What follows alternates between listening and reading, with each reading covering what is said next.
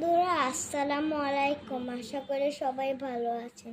আজকে আমি আপনাদের জন্য একটা গল্প নিয়ে আছি আবারও। গল্পটা হয়েছে মাছ ও কাকের গল্প। এক দেশে এক পুকুর ছিল, ওইখানে অনেক মাছ ছিল। মাছে এক গাছে ছিল দুষ্ট কাক। একটি কাকটা প্রতিদিন পাথর ছুঁড়ে মারত মাছদেরকে। মাছটা খুবই ব্যথা পেত মাছগুলো। এরপর একদিন মাছের থেকে দুইটি মাছ গেল শপিংয়ে, আর তখনই কাক ওদেরকে পাথর দিয়ে মেরে ফেলল। এরপর ভালো মানের এক মেয়ে এসে তাদের দুইজনকে মেরে দিল কবর।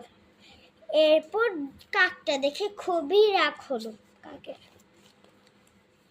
এরপর পুকুরে সবাই চিন্তা করলো এখনো আসছে না কেন পরিবার।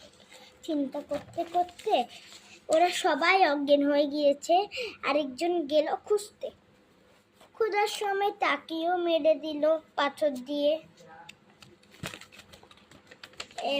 এরপর এক ডাকাত এসে তাকে নিয়ে গেল। এরপর আর কেউ থামলো না, তারা তাড়াতাড়ি করে সবাই মিলে গেল যে খুঁজতে।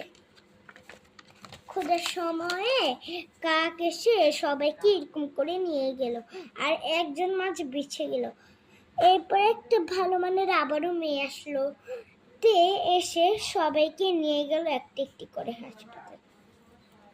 এখানে সবাই ভিড় ছিল, কবর যে দিয়েছে। এরপর এই মেয়েটা ঝাপড়ি করে আসছিল, কাকটা দেখে ফেলেছিল।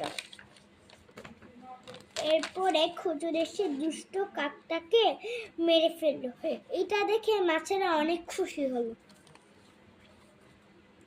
এরপর ওই মেয়েটা ডাক্তারের কাছে নিয়ে আসলো ওদেরকে সুস্থ করাতে।